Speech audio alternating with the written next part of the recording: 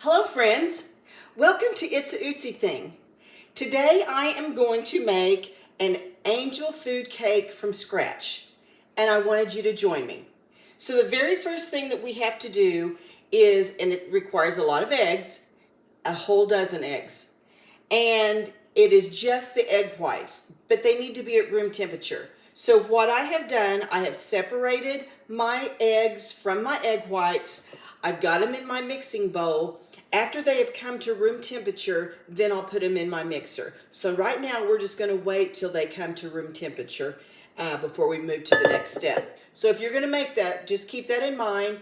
You've got to have your eggs at room temperature. You can do this in a bowl where you've already separated them, or you can just set them out on the counter in the shells and let them come to room temperature. Okay, now that our egg whites have come to room temperature, you're going to need a cup plus 2 tablespoons of sifted cake flour. It is important that you use cake flour in this recipe. And you're going to add 3/4 cup of sugar to that flour. Once you have done those two things, then you're going to sift 4 different times, this flour and sugar mixture. I've already done it once, so I'm going to do it 3 more times. Now, if you've ever had angel food cake, you'll know it is very light and fluffy. And one of the reasons is because of using the cake flour, using the egg whites, and doing all this sifting.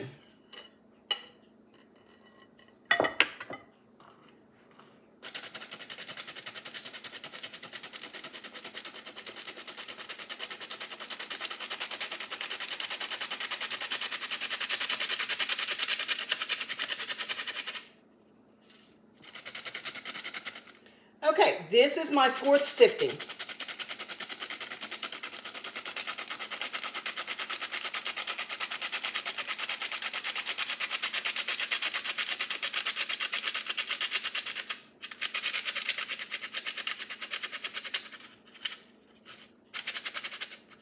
Okay. Now you could use a cake mix if you wanted to make your angel food cake. Your homemade from scratch is so much better though than in the box. And I want to let you know that I'm taking this recipe from this cookbook that's from the Church of the Nazarene in Woodward, Oklahoma. And this was done in 1999, and so I've had it a very long time, but it's called Recipes from the Heart. This particular recipe is from a lady named Marilyn Crane, and I've looked at several different recipes for angel food cake, and they're all pretty much the same. So now that we have our flour and sugar sifted together, we're ready to go to the next step. Okay, we're ready to start beating our egg whites, and we want these to be a stiff peak. We don't want them to get hard, but we want them to, like when we put a spatula in them and we tap it that the peak would stay up. So that's what I'm going to start doing now. I'm going to let this go for just a little bit before I start adding the other ingredients.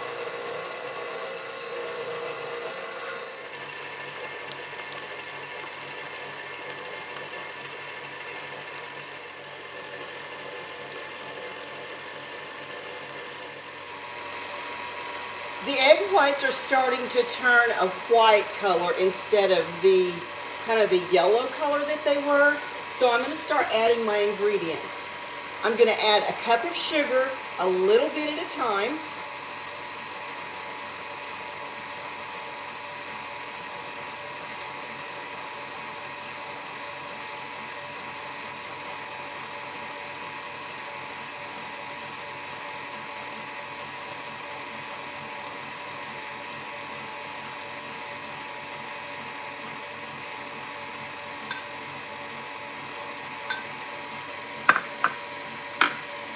A half teaspoon of salt,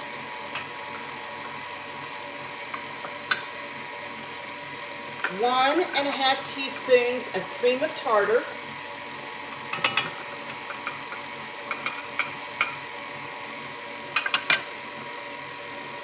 and I've mixed this together. A teaspoon of vanilla and a half teaspoon of almond extract.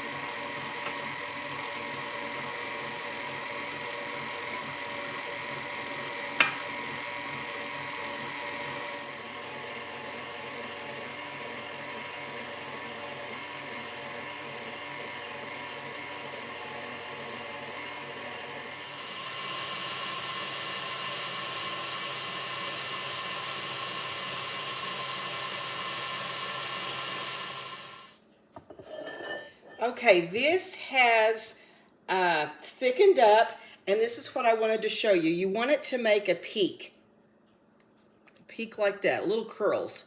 So we know that this is perfect, exactly what we want. Now I'm just going to scrape the sides with my spatula.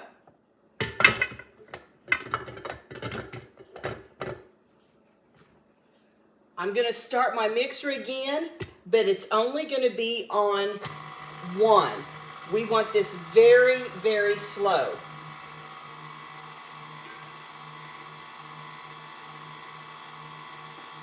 And remember that flour and sugar mixture that we did in the beginning? We're ready to start adding that just a little bit at a time.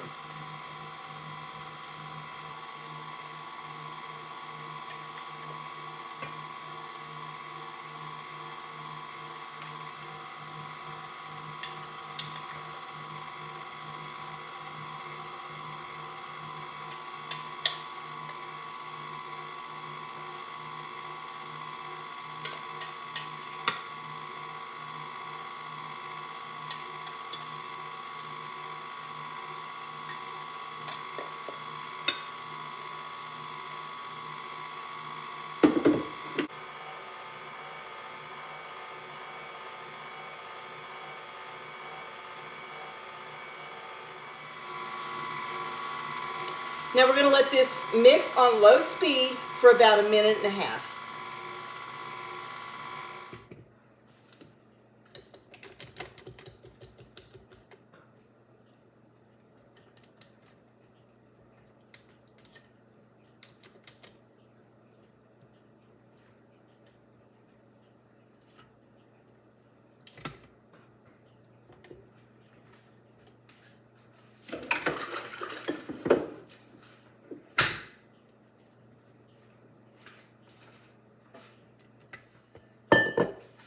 I'm just going to take my spatula and make sure all that flour that I put in, that flour and sugar mixture, gets stirred in, and we're just going to fold this. We don't want to do a heavy whip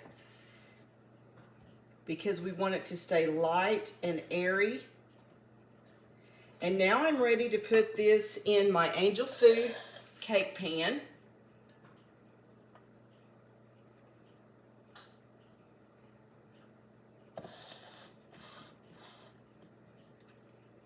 This is an ungreased cake pan.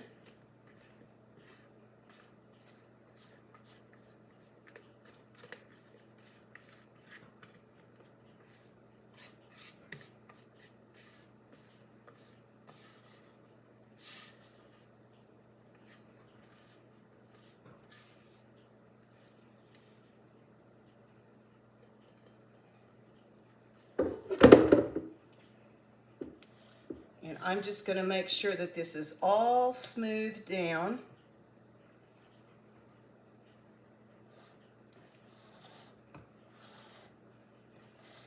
Let me get this done and I will let you all see it. It's very pretty.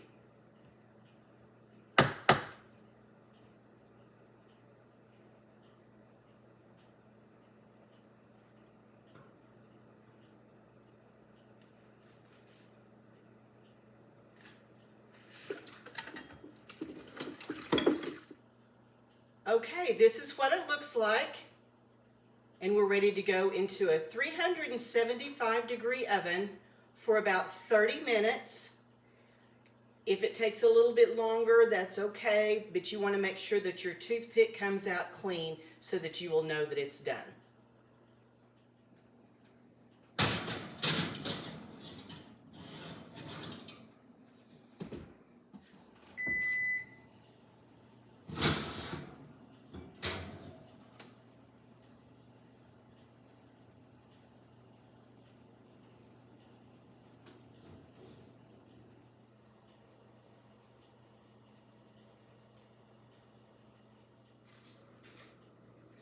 My cake looks perfect. It came out of the oven nice and plump and just baked to perfection. Now I need to let this set and cool for just a little bit. Maybe 20 minutes is what I'm going to let it cool. Then I'm going to invert it. I'm going to set it on top of some type of a bottle and let it cool the rest of the way. So right now we're just going to let it sit and rest. I have inverted my cake pan, and I didn't have a bottle that was the perfect size for this hole, so I just took my big gallon jug of pecani sauce and I've got it set on there. So it'll sit there for about 15 minutes and then we'll put it on a plate and ice it. Okay, our cake has been inverted for about 20 minutes, and now I'm going to attempt to take it out of the pan. This always makes me nervous. But I'm just going to take a knife and go around the edge.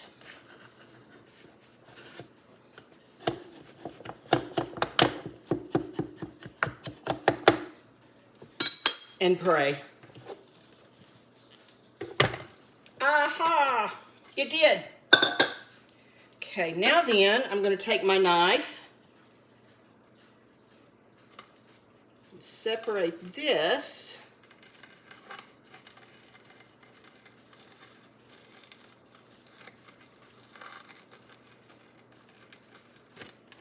Woohoo! Look at that pretty cake. Look at that.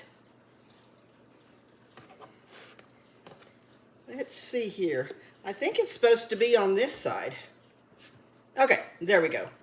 Now I'm going to make my icing, and I do a real thin icing just to kind of glaze it a little bit. I don't do a heavy frosting, but there are recipes that show that it's got a heavy frosting on it. So just whichever you want to do, but I'm just going to do a kind of a light glaze on it. So we'll do that now.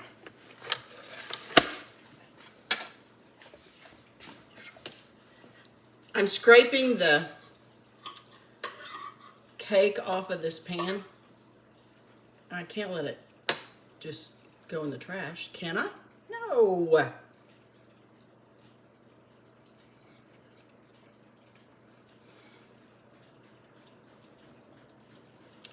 Glory, glory, hallelujah. Oh my. Oh my. That is so good. I wish you guys were here to help me taste this. It is so good. I really hope y'all will give this a try. Okay, let's get to the frosting. Okay, I melted about a teaspoon of butter. Got to get my powdered sugar here.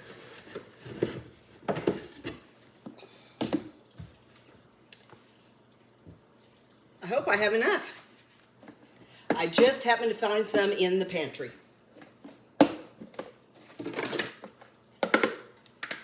That's the nice thing about having a big pantry. You can always have extra staples in your pantry. I love having a big pantry. Okay. This is going to be about a cup of powdered sugar. I'm going to put about a teaspoon of vanilla.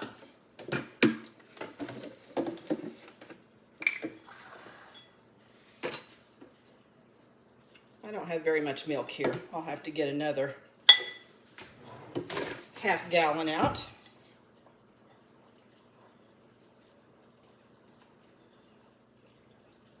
Okay, I'm going to go with another cup. So we're at about 2 cups of powdered sugar.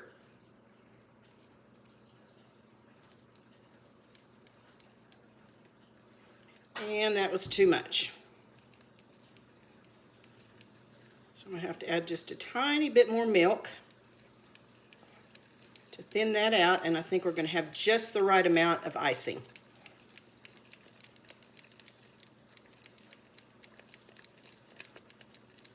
Okay, let me get some milk, and I just broke my whisk. My favorite whisk.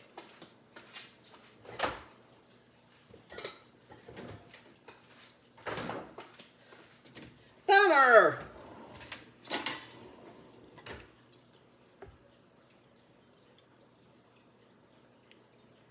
Well, I'll throw this little guy away, and this is one of those rubber ones, and I just love them. I don't know why I like it so much better than this, but I do. Okay, I'm just going to put just a tablespoon more of milk in there to thin it out just a little bit.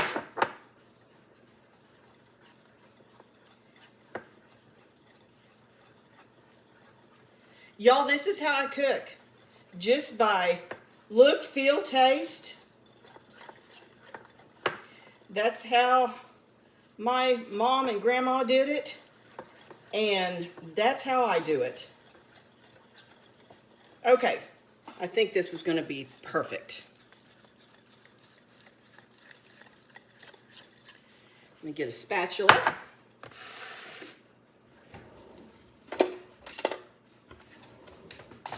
Well, I just dropped that one. Let me get another spatula.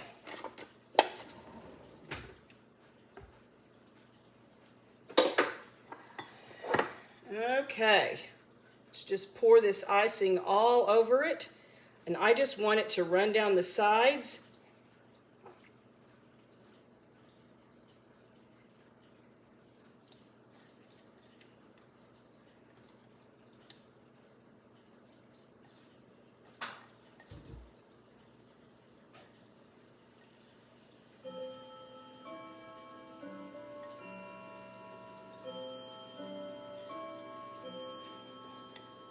This looks delish, y'all. Just absolutely delicious. Smells good. I'm going to take some of this that has run off the sides and just bring it up on the side of the cake just a little bit. And let me tell you, as good as this cake tasted, if you didn't want icing, you wouldn't have to, because we are going to have some fruit and so there'll be plenty of sweetness in it, but I do like a glazed angel food cake.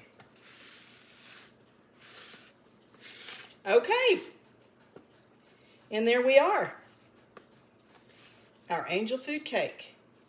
Perfect.